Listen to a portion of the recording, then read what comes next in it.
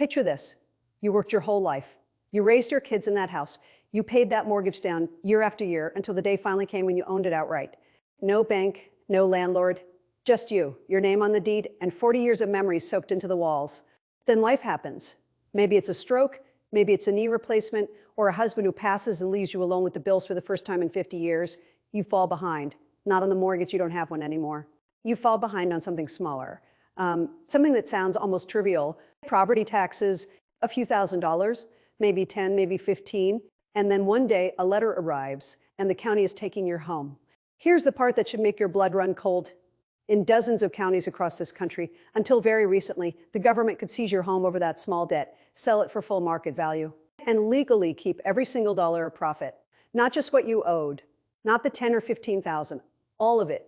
Your equity, your retirement, the thing you spent your whole life building, gone. And the government walks away with the difference. And there was nothing you could do about it. This isn't hypothetical. This isn't fear-mongering. This happened again and again to people exactly like you in states you probably lived in or visited or have family in right now. And almost nobody knew it was even possible until one 94-year-old woman from Minneapolis decided she wasn't going to let it slide. What happened to her ended up in front of the United States Supreme Court. And in a country where the 9 justices can't agree on what day of the week it is, something almost unheard of happened. All 9 of them agreed. Stick with me, because what they decided didn't just settle one woman's case, it rewrote the rules for property rights in America, and there's a very real chance it affects you, someone you love, or money that is owed to you right now and that you don't even know exists. Her name is Geraldine Tyler. In the early 2010s, she was in her late 80s, living alone in a 1-bedroom condominium in Minneapolis, Minnesota, like a lot of people her age. Her income had shrunk to whatever Social Security and savings could provide, while the cost of simply existing kept climbing. At some point, the neighborhood around her condos started getting rougher. Tyler made the decision a lot of older Americans eventually face. She moved into a senior living community where she'd be safer, where someone could check on her. It's a story you've probably lived yourself or watched a parent live. You don't abandon the old house. You just can't be in 2 places at once. The condo sat there. The property taxes on it did not get paid. Year after year, the unpaid bill grew, picking up interest and penalties the way unpaid bills always do, by the time anyone really reckoned with it. Geraldine Tyler owed Hennepin County roughly $15,000. Now, $15,000 is real money. Nobody is pretending it isn't. The county had every right to come after that debt, and that's not in dispute, and it was never in dispute. Here's where it turns into something else entirely. Hennepin County didn't just put a lien on the condo or sue Tyler for the back taxes or set up a payment plan. Under Minnesota law at the time, the county seized the entire property outright. They took full ownership, and then they sold it. The condo sold for $40,000. Do the math with me, because the math is the whole story. She owed $15,000, and the county collected $40,000, and that leaves $25,000 in surplus money that, by any common sense understanding of fairness, belonged to Geraldine Tyler.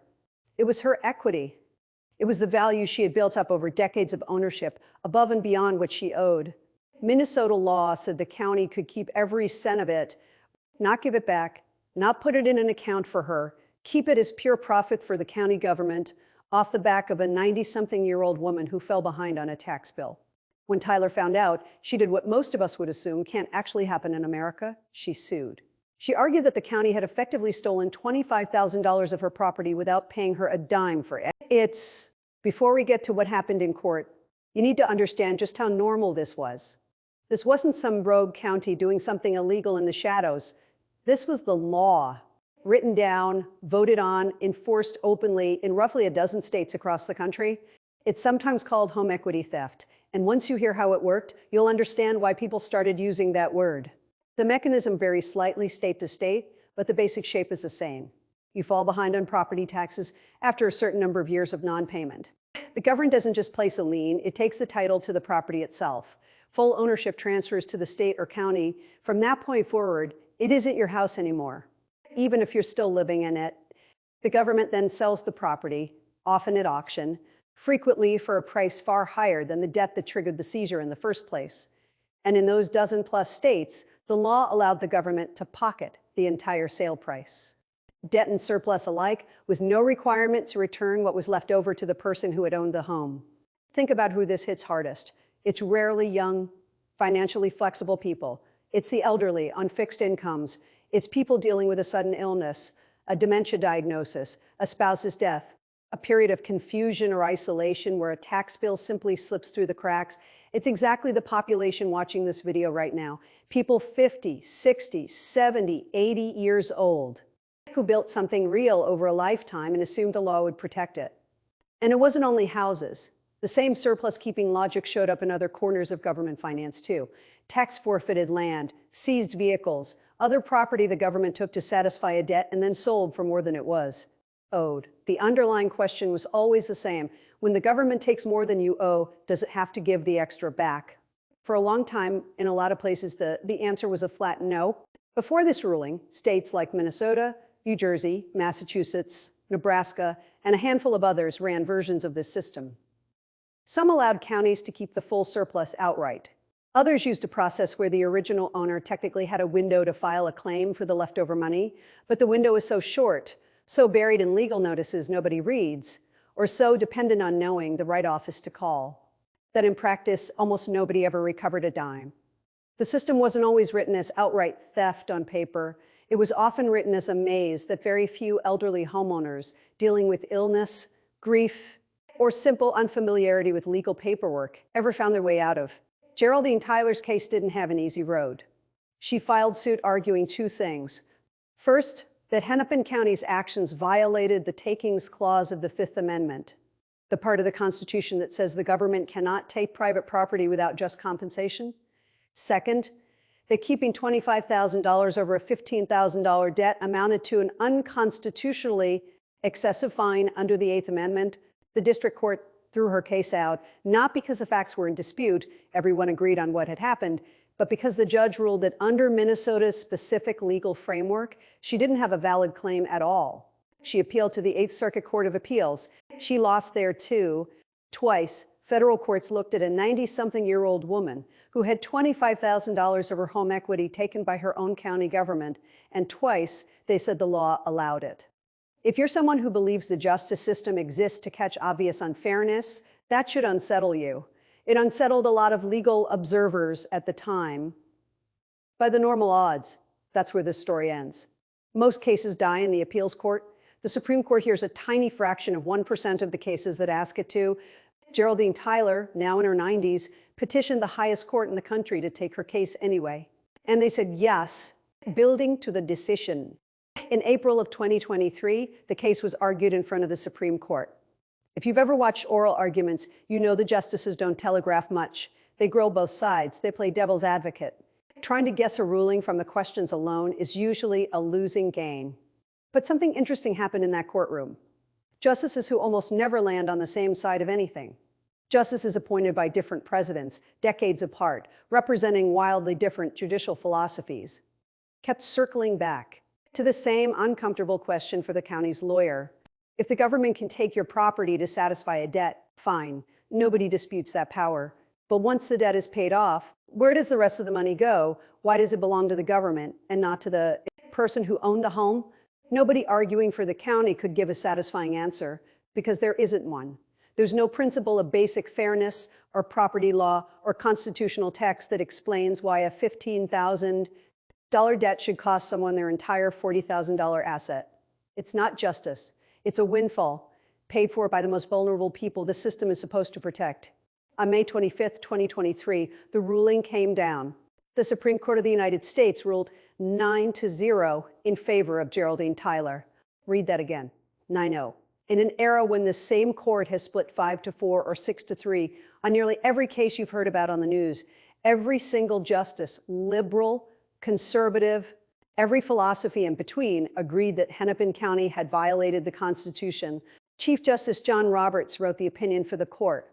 The reasoning was almost elegantly simple, and it reached back centuries to get there. Roberts pointed out that the principle Tyler was fighting for isn't some new, radical idea, it's ancient. He traced it back through English common law, through the Magna Carta itself, where it was established that if the Crown seized property to recover a debt, any leftover value had to be returned to the owner. That principle crossed the Atlantic and became part of the foundation of American property law. Hennepin County, the court ruled, had simply ignored 800 years of legal tradition. The county had the right to recover what it was owed. It did not have the right to keep the rest. Keeping that surplus $25,000 was, in the court's words, a taking of private property without just compensation, exactly what the Fifth Amendment was written to prevent. Justice Neil Gorsuch, joined by Justice Ketanji Brown Jackson, wrote a separate concurring opinion. Think about that pairing for a second. Gorsuch is one of the court's most consistently conservative members. Jackson is its newest, most consistently progressive member. They came from opposite ends of the ideological map and stood shoulder to shoulder on this. Gorsuch went even further than the majority opinion, arguing that the lower courts had also gotten it wrong on the excessive fines question and warning future courts not to repeat that mistake. When you see a conservative icon and a progressive newcomer co-signing an opinion that the rest of the court, every single other justice, also agreed with in substance, you are looking at something rare. You are looking at a moment where the law stopped being about politics and went back to being about basic right and wrong. Now, here's where this stops being a history lesson and starts being something you need to actually act on. This ruling did not just help one elderly woman in Minnesota. It struck down the legal foundation that allowed roughly a dozen states to take more from homeowners than those homeowners ever owed. States that had kept the surplus laws on the books were suddenly facing an unconstitutional framework, and many of them had to scramble to rewrite their statutes in the months that followed. But here's the part almost nobody tells you. The ruling being on the books doesn't automatically put money back in anyone's pocket. It opened the door, it didn't walk through it for you. If you or a parent or a sibling or a friend ever lost a property, especially through a tax foreclosure in the years before this decision, there may be surplus money sitting somewhere that was never returned. Counties across the country are now sitting on funds connected to old tax forfeiture sales that, under this new precedent, may legally belong to the original owner or their heirs. Some of those funds are unclaimed because the people they belong to have no idea this ruling even happened, or have no idea their state was one of the ones operating this way. If you are 50, 60, 70 years old or beyond, this is exactly the kind of situation where checking costs you nothing and not checking could cost you everything you're entitled to. And if a property you owned, or one that belonged to a parent whose estate you're handling, was ever seized and sold by a county or state government to satisfy a tax debt, it is worth contacting that county's auditor, treasurer, or tax office directly and asking a simple question: was there a surplus from that sale? And if so, where is it? This isn't a guarantee of money. It's a 5-minute phone call that, for some families, has turned into tens of thousands of dollars they didn't know was owed to them. It also helps to check your state's official unclaimed property database, which most states maintain online, and let anyone search for free. Surplus funds from old tax sales sometimes end up sitting there for years, listed under your name or a parent's name, waiting for someone to claim them. None of this is legal advice. Every state handled its own cleanup after this ruling differently. And some still have deadlines or specific procedures you'd need a local attorney or your county's tax office to walk you through. But knowing the question to ask is the first step. And most people watching this still don't know to ask it. And this case matters beyond tax sales too. The core principle the court reaffirmed, that the government cannot enrich itself by taking more from you than you owe, echoes through other areas where the government seizes property. Vehicles impounded over unpaid fines, property caught up in civil forfeiture proceedings, any situation where a government body sells what it has taken and the math leaves a surplus on the table.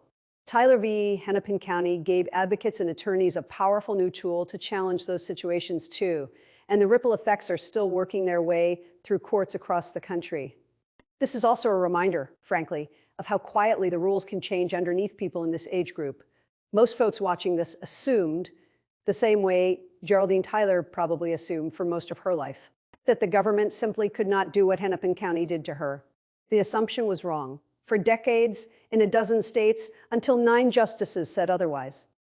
That should make you a little more curious and a little more careful about the fine print buried in your own state's property and tax laws.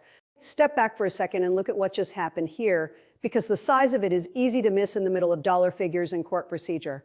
A 94-year-old woman with no army of lawyers behind her at the start, with a case that 2 separate federal courts had already thrown out, took on a county government and an entrenched legal practice operating in over a dozen states. And she won.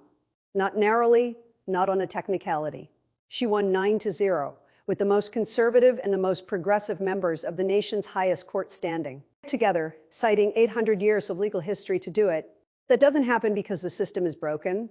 It happens because Every once in a while, the system actually works the way it's supposed to. It just often needs someone stubborn enough and patient enough to push it all the way to the end. This case also tells you something important about unanimous Supreme Court decisions in general, something worth remembering the next time you see one in the news. When you hear that all 9 justices agreed, your instinct might be to assume it must be a minor, boring case, that real conflict only comes from the close, split decisions. The opposite is often closer to the truth. A unanimous ruling frequently means the underlying issue was so clearly, fundamentally unjust that the normal philosophical divides on the court simply couldn't find a foothold. Tyler v. Hennepin County wasn't unanimous because it was small. It was unanimous because what Hennepin County did was so plainly wrong that 9 people who disagree about almost everything else couldn't find a single honest argument to defend it. Consider how unusual that actually is. In a typical term, a meaningful share of the Supreme Court's decisions split along familiar ideological lines, 5 votes against 4, or close to it, with the same predictable pairings showing up upon case. After case headlines treat those splits as the norm because, in a real sense, they are. So when a case manages to pull every single justice onto the same side, regardless of who appointed them or when, it's worth treating that agreement as a signal in itself, a sign that whatever happened to Geraldine Tyler crossed a line nobody on that bench from any direction was willing to defend. So where does that leave you? If nothing else, leave this video knowing 3 things. 1, the government's power to collect what you owe has never included the power to keep what you don't owe. And as of 2023, the Supreme Court of the United States has said so, unanimously in writing. 2, if you or your family ever lost property to a tax sale, especially in the years before this ruling, it is worth a phone call to find out if there's surplus money still sitting unclaimed with your county. 3, laws that sound impossible, laws that let the government profit off your hardship, have existed quietly in this country for a long time, and the only real defense against them is exactly what you're doing right. Now, paying attention, Geraldine Tyler didn't have power or money or connections. She had a condo, a tax bill, and a refusal to accept that what happened to her was simply how things were. That was enough to change the law for every homeowner in America. If this story mattered to you, share it with someone in your life who owns a home, especially someone older, someone who might be the next person an old, quiet law catches off guard. And if you want to understand more decisions, like this one, cases where the Constitution still managed to protect ordinary people against the odds, stay close. Because there are more stories like Geraldine Tyler's, and most of them never get the attention they deserve until it's tacked to. Late, 9 justices agreed on this one. The question now is whether you knew about it before today and what you're going to do with that knowledge now that you do. Don't let it sit unused the way that surplus money sat in a county account for years, waiting for someone who never knew to come looking.